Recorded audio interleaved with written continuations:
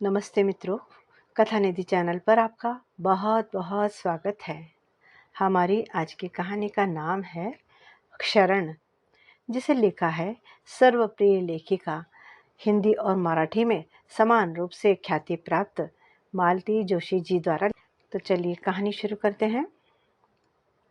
रोते रोते शर्माइन जी की हिचकी बन गई। उनके दुख से एक बार की तो विमला जी का मन भी भीग गया। हालांकि वह जानती थी कि रोने का कारण एकदम बचकाना था। आज फिर लोगों ने ठाकुर जी के भोग से पहले ही खाना झुठला दिया था। कुछ कहने जाओ तो बहू सिर पर चढ़ बैठती है। अब 12 बजे तक आपका ठाकुर जी का भोग न लगे तो क्या आपके बेटे को भूखा ही दफ्तर भेज दूं? बच्चे क्या रोज डबल रोटी खाकर स्कूल जाएंगे? बहन जी, विमला जी ने शांत स्वर में कहा, मैंने कितनी बार कहा है कि अब अपना पूजा पाठ अपने तक ही सीमित रखिए। आजकल ना तो किसी को इन चीज़ों में श्रद्धा रही है, न किसी के पास इतनी फुर्सत है। आप देखती तो है सुबह से कैसी भागम भाग मची रहती है। शहर में तो सारे कायदे ही उलट पुलट हो जाते हैं। हड़बड़ी में किसी को नहाने तक की फुर्सत नहीं मिलती, न ही होश रहता है। ऐसे ही बिना नहाए ही औरतें किचन में घुस जाती हैं। अब ऐसे खाने का आप क्या भोग लगाएंगी? तुम ठीक कहती हो बहन, जब से तुमने समझाया है हम भी अब घर में टंटा बखेड़ा नहीं करती। बस अपनी परसी थाली का भोग लगाकर हाथ जोड़ देते हैं और कहते हैं कि जैसे तुम खवा रहे हो हम खा रहे हैं, हमारे संग तुम भी खाओ। पर बहन, आज तो शरद पूनम थी ना। आज तो हम खुद ही रसोई में घुसी थी। अपने कन्हैया के लाने हमने खीर बनाई थी। हमें कौन पता था कि हमारा दफ्तर आज भी लगेगा और आज भी स्कूल लगेगा। नहीं तो हम तड़के ही उठकर बना देती। रुआंसे स्वर में बोले जा रही शर्माइन की हिचकी बन गई। विमला जी ने उन्हें चुप कराने का प्रयास नहीं किया। शांत भाव से उन्हें देखती रही। सोचा जी भर कर रो लेंगी तो मन शायद थोड़ा हल्का होगा। घर पर तो शायद मन भर के रोना भी मुहाल न होगा। जब उनकी रुलाई का आवेग कुछ कम हुआ तो विमला जी ने सांत्वना के स्वर में कहा, बहन जी अब सब्र कीजिए। बस यही समझिए कि चलते फिरते बाल गोपालों ने आपकी खीर का भोग लगा लिया है। सच कहूँ बहन, यह सारा फैलाव तो हम अपनी तृप्ति के लिए करते हैं, नहीं तो भगवान क्या हमारे कटोरी भर खीर के भूखे हैं? अरे वे तो भाव के भूखे हैं। अंतर्यामी है वे, आपकी पीड़ा को समझते हैं।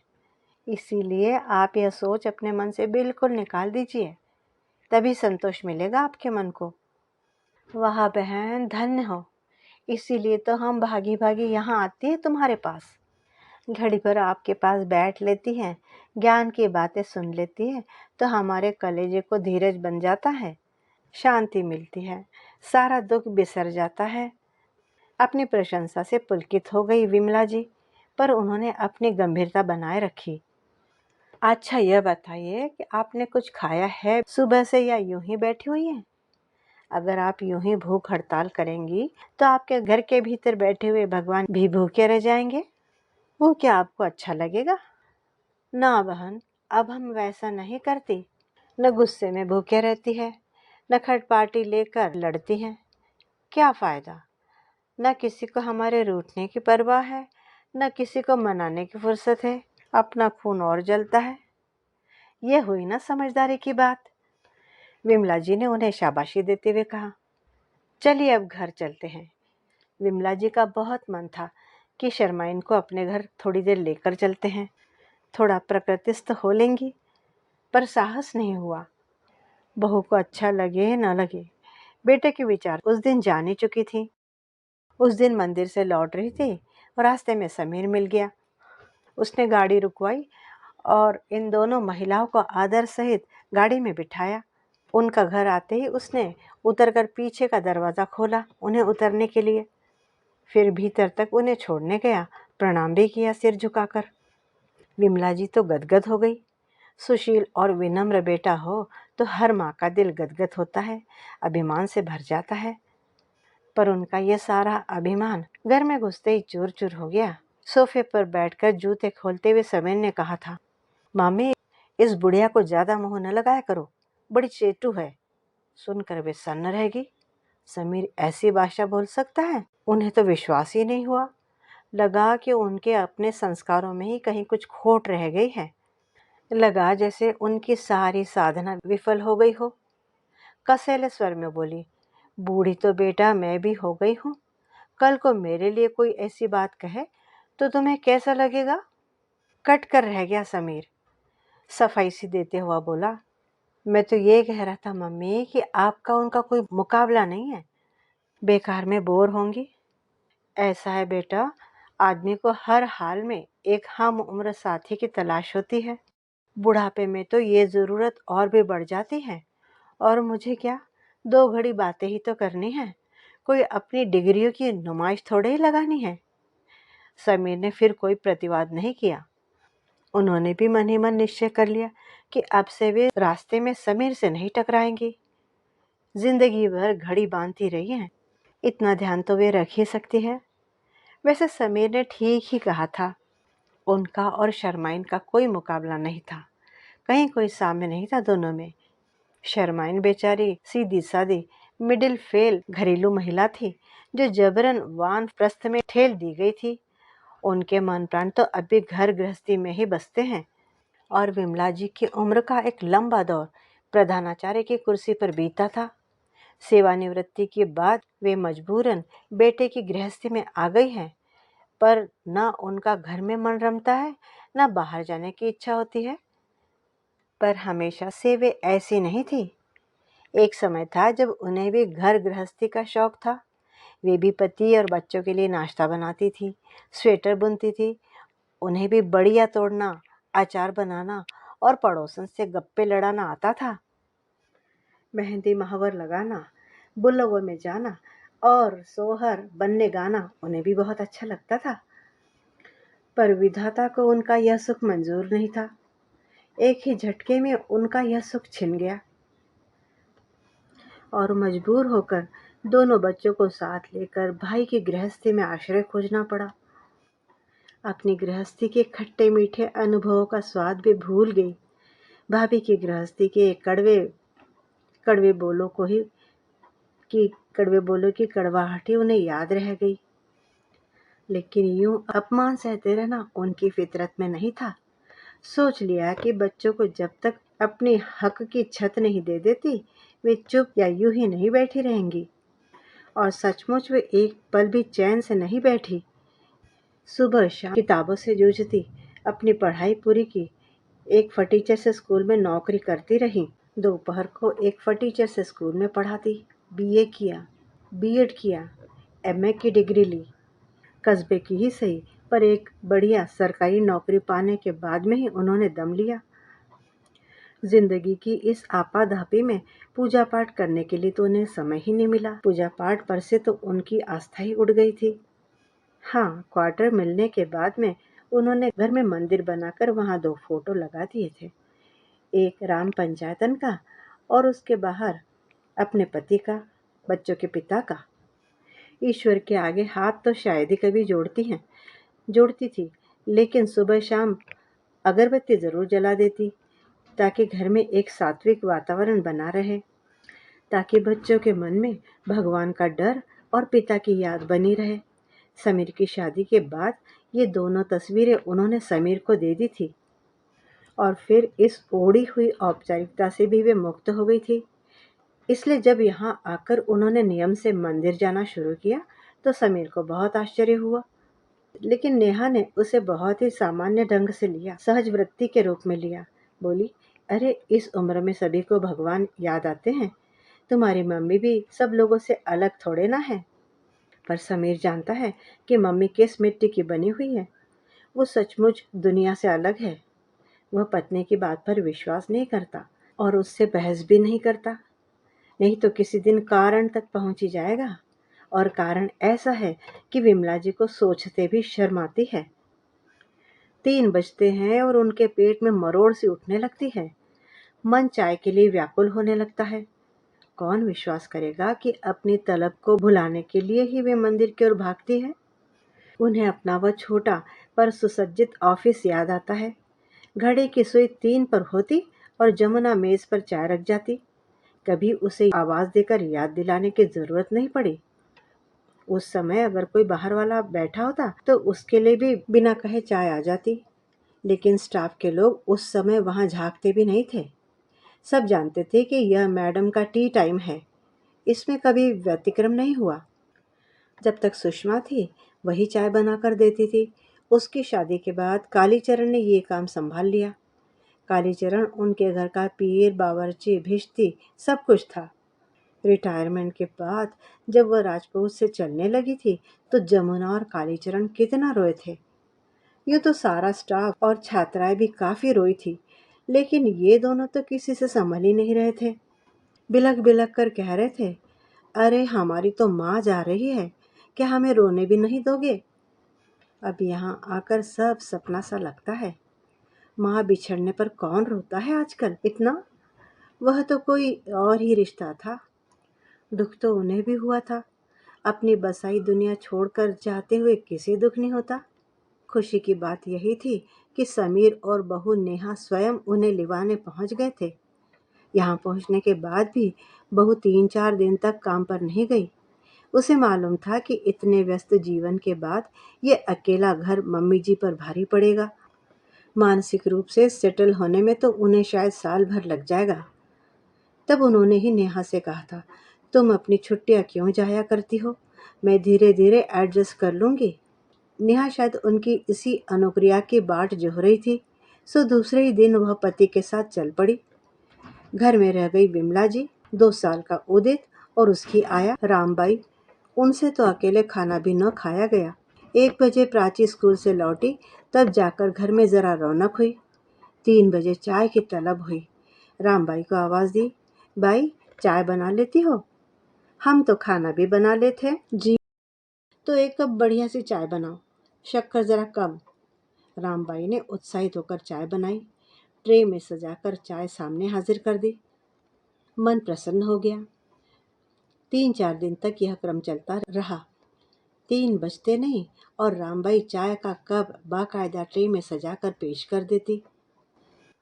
रिटायरमेंट का सारा मलाल खत्म होने लगा। अचानक एक दिन सुबह चाय पीते हुए नेहा ने पूछ लिया, मम्मी जी आप आया को रोज चाय देती हैं? प्राची बता रही थी। उन्हें आश्चर्य हुआ, यह 5 साल की छुटकी जासूसी करती है और बहू नेहा उसे डांटने की बजाय उसे शहद दे रही है। वे स्तब्ध रह गई। फिर बड़ी मुश्किल से उन्होंने अपने आप को जब्त करते हुए कहा, नेहा चाय मैं उसे नहीं देती, बल्कि बनाकर वह मुझे देती है। हाँ, लेकिन आपके लिए बनाने के बहाने खुद भी पीती है। पीती होगी, ये लोग क्या नाप कर बनाती है? थोड़ी बहुत तो बच जाती है। नहीं मम्मी जी, वह जानबूझकर ज़्यादा बनाती होगी, बहुत चंट है वो। दरअसल मामी जी, हम उसे सूखे सूखे 300 रुपये देते हैं, चाय की बोली नहीं है। एक बार आदत पड़ जाएगी तो क्या मतलब? आप नहीं होंगी तब भी वह अपने लिए बना लिया करेगी? मैं नहीं होंगी मतलब? मुझे कहाँ भेज रही हो? नेहा एकदम सकपका गई। समीर भी उसे आग्नेय नेत्रों से देखने लगा। उन्होंने उस प्रसंग को झटपट वहीं समाप्त कर दिया। ठीक है, अब से मैं खुद ही अपनी चाय बना लिया करूंगी। अब अभी सुबह की अपनी चाय तो खत्म करो। सुबह उन्होंने प्रसंग तो समाप्त कर दिया, पर समस्या तो वहीं की वहीं रही। 3 बजने को हुए तो वे चुपचाप किचन में चली गई, लेकिन उन्हें चाय बनाते देख रामबाई तो पानी पानी हो गई। मम्मी जी, हमें आवाज दे रही होती, मुन्ना को सुलाकर हम आ ही रही होती। उन्होंने चाय छानी, नाप कर ही बनाई थी, एक कप भी पूरा नहीं भरा। रामबाई की तरफ देखा, उसकी आंखों में छलकती आशा उन्हें अंदर तक चीर गई। अपने ही घर में यूं छुप छुप कर चाय पीना उनसे नहीं हो सकेगा। इससे अच्छा तो यही है कि एक कप चाय के लिए वे भी तरसे और रामबाई भी तरसे। उस दिन पहली बार उन्हें अपने रिटायरमेंट का झटका महसूस हुआ। दूसरे दिन 3 बजते ही वे बाहर निकल गईं। कॉलोनी के सिरे पर मुरली मनोहर का छोटा सा मंदिर है। निरुद्देश घूमते घूमते वे वहीं पहुंच गई। शर्माइन से उनकी पहली मुलाकात वहीं हुई थी। पता चला कि वे भी उसी कॉलोनी में रहती हैं। मालूम हुआ कि वे भी अपने बेटे के पास रहती है। परिचय के लिए इतना सूत्र काफी था बोलने के लिए। वे जो शुरू हुई तो बोलती ही चली गई।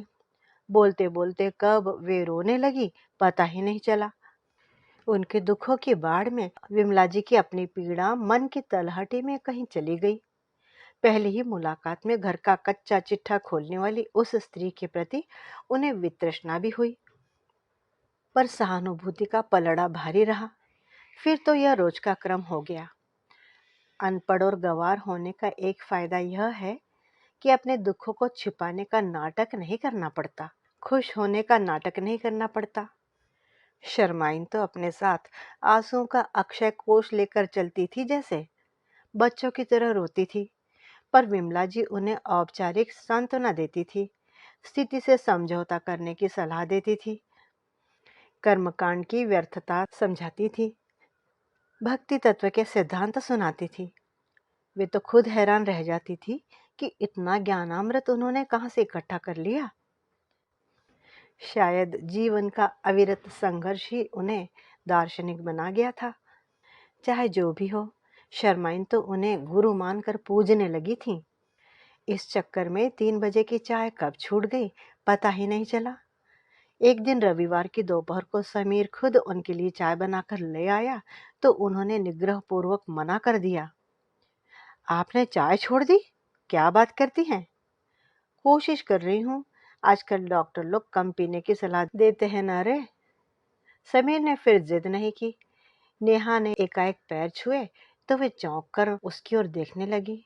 नेहा नई नकोर साड़ी पहने है, जिसे वह कल खड़े खड़े फॉल लगवा कर लाई थी। आशीर्वाद देने के बाद में उन्होंने पूछा, कहीं जाने की तैयारी है क्या? मम्मी जी, हम लोग कंसर्ट में जा रहे हैं। आप बच्चों को देख लेंगी ना? वैसे 8 बजे तक तो रामबाई रह ही जाएगी, बस 1 आध घंटे की बात है। उन्हें उत्तर देने में थोड़ा विलंब लगा। बच्चों को संभालने की अभी आदत नहीं पड़ी है, जी घबराता है। उनकी चुप्पी का समीर ने पता नहीं क्या अर्थ लगाया। बोला, मम्मी आप चलेंगी? शिव कुमार शर्मा का संतूर वादन है, आप तो उनकी फैन है ना? एक क्षण को तो उनका भी मन ललचा गया।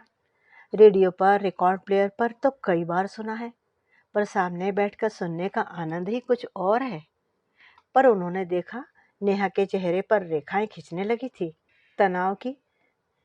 अपने को जब्त करके बोली, नहीं रे, अब 3-4 घंटे एक जगह बैठने की ताकत नहीं रही। वैसे अब टीवी पर सब कुछ देख ही लेती हूँ, उतना साफ तो हॉल में भी नहीं दिखेगा। उन्होंने स्पष्ट अनुभव किया कि पति पत्नी दोनों ने राहत की सांस ली। तो क्या समीर ने महज औपचारिकता के लिए उनसे पूछा था? मतलब ऐन वक्त पर उमड़ी सदाशयता थी वह, वरना क्या पहले से नहीं पूछा जा सकता था? मम्मी जी, नेहा मिस्री घुले स्वर में बोली, आप खाने के लिए मत रुकिएगा, हमें देर लग जाएगी। तभी कपूर लोग आ गए, जिनकी प्रतीक्षा हो रही थी। समीर की गाड़ी में ही जा रहे थे सब। आपने बच्चों का क्या इंतजाम किया? मिसेस कपूर पूछ रही थी। मदर इन लॉ है ना? नेहा ने गर्व से उत्तर दिया। यू आर लकी यार, हमारे साथ तो बड़ी मुसीबत है साला। जानती हो यार, मिनी को पड़ोस में छोड़कर आई हूँ। उन्हें झुरझुरी सी हुई। लड़कियों का यार कहना उन्हें बिल्कुल पसंद नहीं आता था। साला तो वे समीर के मुंह से भी पसंद नहीं करती थी। उन्हें याद आया, समीर जब पहली बार हॉस्टल से लौटा था तो इतना भुनभुनाया था बहन के पास। कह रहा था, ढंग की 4 गालियां तक नहीं आती मुझे। सीनियर सब इतना हंसते हैं, गर्ली कहते हैं। मतलब पुरुष है तो उसे गालियां जरूर आनी चाहिए, लेकिन जब अकेली औरत बच्चों को पालती है तो वह बाकी सब कुछ कर सकती है, सिखा सकती है, लेकिन बेटे को मर्दानी तेवर नहीं सिखा सकती। अब तो खैर भाषा में स्त्री पुरुष का भेद ही मिट गया है। शिव कुमार शर्मा कितना हैंडसम है ना? मैडम देखने नहीं जा रहे हैं? नेहा को चिहुकते देखकर समीर ने टोका। हम सुनने जा रहे हैं उन्हें। नेहा कृत्रिम गुस्सा दिखाते हुए मुट्ठी तान कर उसकी ओर लपकी। You jealous?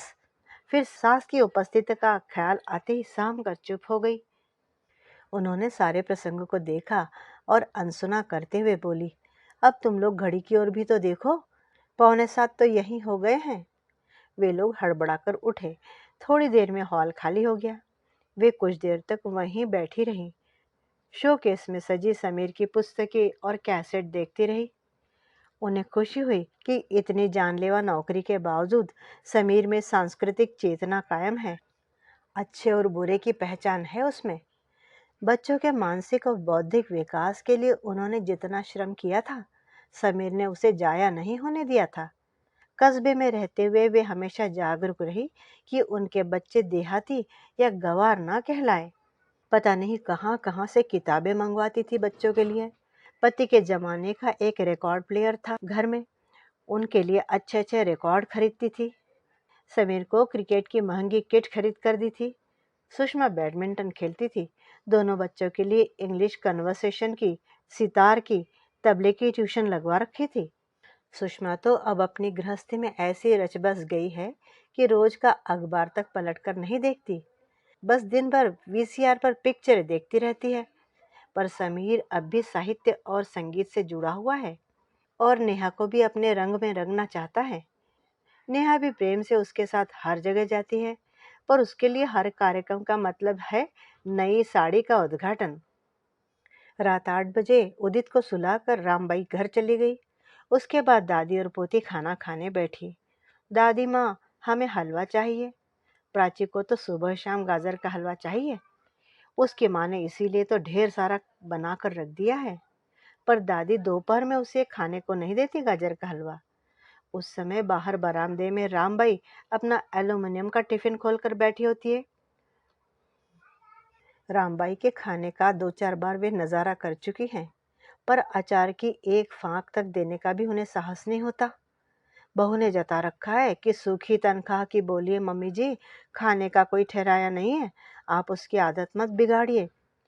इसलिए वे दोपहर को प्राची को हलवा नहीं देती, मन ही नहीं होता। रात के खाने में लेकिन रोज ही स्वीट डिश की तरह सामने आ जाता है। वे मना कर देती हैं तो नेहा मुंह बिचकाती है। समीर उसे समझाता है, दरअसल मम्मी को फ्रिज में रखी हुई चीजें खाने की आदत नहीं है ना। पर असली कारण तो वो नहीं जानता।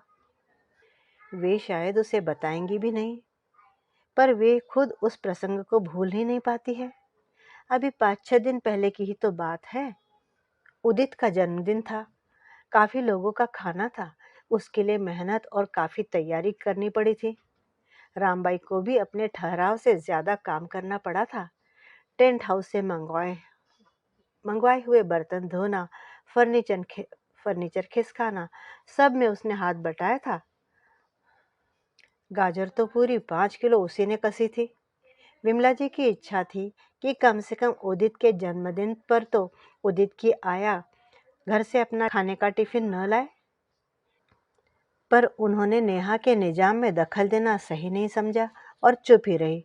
उन्होंने सोच लिया कि रात को मिठाई के साथ अपनी ओर से ही कुछ इनाम दे देंगी। रात जब गहराने लगी तो उसने घर जाने की अनुज्ञा मांगी। खाना खाने के बाद मेहमान गपशप में व्यस्त थे, इसलिए उसे विदा करने के लिए वे खुद ही उठी। पर नेहा भी जैसे जायजा लेने के लिए उनके पीछे पीछे रसोई में आ पहुंची। भरी हुई थाली देखकर बोली, मम्मी जी इतना सारा, वह खा थोड़े ना पाएगी। हाँ बहू, इतना सारा वो नहीं खा पाएगी। उसके बच्चों को छोड़कर खाना उसके गले से उतरेगा भी? यह खाना वह घर ले जाएगी। पर जैसे ही वे हाथ धोने के लिए सिंक की तरफ मुड़ी, उन्होंने देखा कि नेहा ने 2 रसगुल्ले और 2 दही बड़े उठा लिए हैं। गाजर के हलवे की तो पूरी की पूरी कटोरी ही उठा ली। बहुत अपमानित सा महसूस हुआ उन्हें। मन करा कि कह दे, नेहा कम से कम गाजर के हलवे की कटोरी तो रहने देती, उस पर तो उसका पूरा हक बनता ही है। न देना चाहो तो मेरे हिस्से का दे दो उसे। लेकिन इतनी ओछी बात वे कह न पाई। लेकिन फांस से गड़ गई मन में। हलवा देखती है तो सारा प्रसंग याद आ जाता है और मन विषाद से भर जाता है। उस रात नेहा ने उन्हें एक और धक्का दिया था। पार्टी बहुत कामयाब रही थी। वे थक कर चूर हो गई थी, लेकिन मन खुशी से उमग रहा था। दिन भर लगकर जो चीज़ें उन्होंने बनाई थी, सब मेहमानों को वे सारी चीज़ें बहुत पसंद आई थी। उनकी मेहनत सफल हो गई थी। नेहा भी गर्व से सबके पास सास का बखान कर रही थी। भई अपन ने तो सिर्फ केक बनाया है, बाकी सब कुछ तो मम्मी जी ने बनाया है। सभी मेहमान उन्हें श्रद्धा और प्रशंसा से देख रहे थे। तारीफों के पुल बांधते हुए प्रश्नों की झड़ी लगा रहे थे। हमको भी सीखना है। यह गाजर का हलवा कैसे बनाया है? ये गाजर का हलवा कैसे बनाया? हमें सीखना है। साहब को बहुत पसंद है। आंटी, आपके दही बड़े इतने सॉफ्ट कैसे बने? हमारे तो एकदम कड़े हो जाते हैं। आंटी, आप तो हमारी मैडम को रसगुल्लों का ट्रेड सीक्रेट बताइए। ये बनाती हैं तो एकदम बत्ते से फोड़ना पड़ता है। नेहा, मैं तो तुम्हारी अचार वाली बरनी उठा ले जाऊंगी। तुम माँ जी से दोबारा बनवा लेना। रात को बिखरा घर समेटते हुए भी प्रशंसा से भरे वो वाक्य उन्हें याद आ रहे थे। वे खुश थी कि उनके हाथ का रस अभी बरकरार है। बच्चे जब से बाहर गए थे, उन्होंने रसोई में जाना ही छोड़ दिया था। कालीचरण जैसे भी कच्ची पक्की रसोई बनाता, खा लेती थी, लेकिन जब भी बनाने का मौका आता, उनके भीतर जैसे अन्नपूर्णा का संचार हो जाता था। अपनी क्षमता का आज उन्हें फिर प्रमाण मिल गया था। डोंगे बार बार खाली हो रहे थे और वे उत्साह से उन्हें नए सिरे से भर भर कर ला रही थी। इस उम्र में भी उनकी चुस्ती और फुर्ती देखकर लोग आश्चर्य कर रहे थे। नेहा उनका हाथ बटाने आई तो वे बोली, ये तो मैं कर लूंगी। तुम किचन में देख लो, कौन सा बर्तन किस में खाली करना है, क्या फ्रिज में रखना है, क्या अलमारी में। ये सब मेरी समझ में नहीं आएगा। रखने को बचा ही क्या है, बस एक हलवा भर है। नेहा की बात सुनकर उनके कान खड़े हो गए। नेहा के स्वर में जैसे उन्हें एक आक्षेप सा लगा। उनके कान चौकन्ने हो गए। क्या उनका लोगों को आग्रह कर करके खिलाना नेहा को अच्छा नहीं लगा? पर उन्होंने प्रयत्नपूर्वक उस विचार को झटक दिया और कहा, अगर कुछ बचा नहीं तो ये तो खुशी की बात है। मैं तो डर रही थी कि तुम्हारी सहेलियों का पता नहीं पसंद आएगा भी या नहीं। पसंद क्यों नहीं आएगा? चटोरी हैं सबकी सब। दूसरों के यहाँ तो खूब सूत कर खाएंगी, लेकिन इनके घर जाओ तो चाय और बिस्किट पकड़ा देंगी। वे तो अवाक रह गई थी। घर आए मेहमानों के लिए कोई इस तरह से कह सकता है भला? अपनी बेटी सुषमा होती तो वे उसे जरूर डपट देती, पर अब बहू से क्या कहें? क्या यह लड़की सचमुच नहीं जानती कि दूसरों को खिलाकर कैसी तृप्ति मिलती है? क्या इसे पता नहीं कि समारोह के बाद में खाली बर्तन गृहिणी के मन को कैसी खुशी से भर देते हैं? क्या अतिथि सत्कार अब मात्र एक औपचारिकता ही रह गई है? क्या महंगाई सचमुच ही इतनी बढ़ गई है कि हमारे मन भी सिकुड़ने लगे हैं? प्रश्नों की उस भीड़ में स्पष्ट रूप से एक बात उभर कर आई।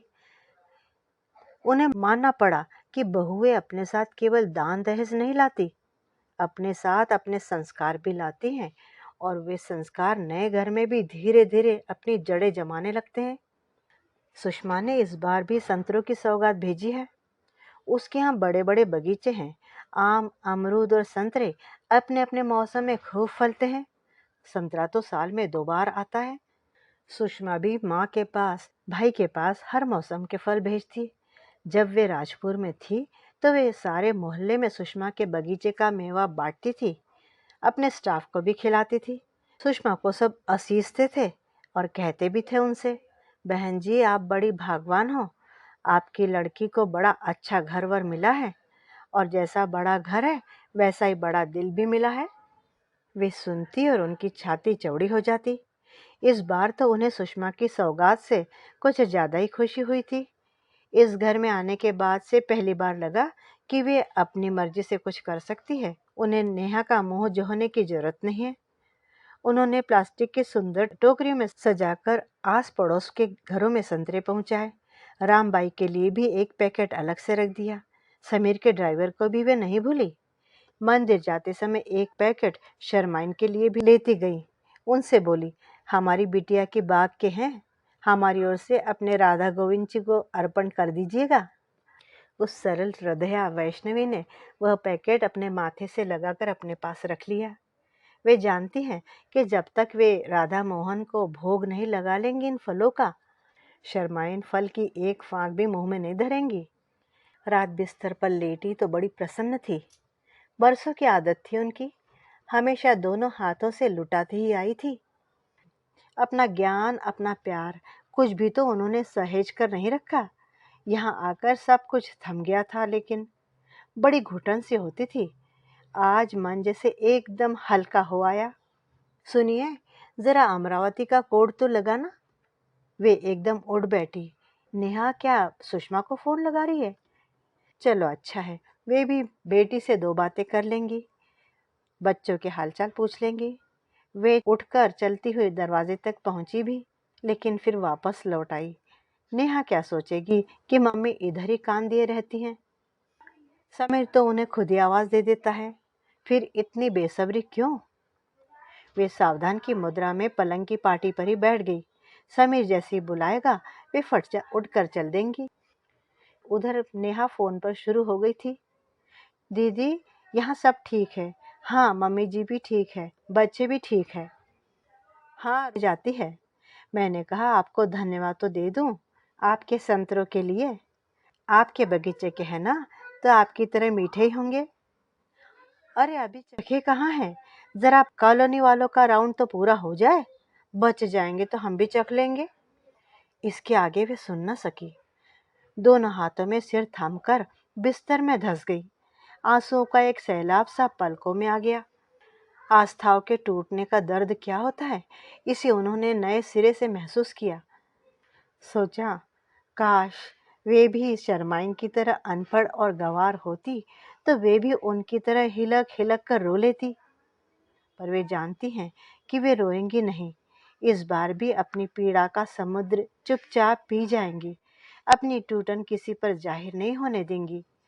ये छोटे छोटे दुख उनके भीतर इसी तरह रिश्ते रहेंगे, और उनके साथ एक क्षर क्षर झरती रहेगी उनकी जिजीविषा। मित्रों, अभी आप सुन रहे थे मालती जोशी जी की लिखी कहानी क्षरण। जी हाँ, आस्थाओं का क्षरण, जिजीविषा का क्षरण। मित्रों, विश्वास है मुझे कि आपको कहानी अच्छी लगी होगी। लाइक ज़रूर कीजिएगा, पसंद आए तो अपने मित्रों को भी शेयर कीजिएगा। कहानी के बारे में अपने विचार भी कमेंट बॉक्स में लिखिएगा, और चैनल पे नए हैं तो चैनल को सब्सक्राइब ज़रूर कर लीजिए। कहानी सुनने के लिए बहुत बहुत धन्यवाद।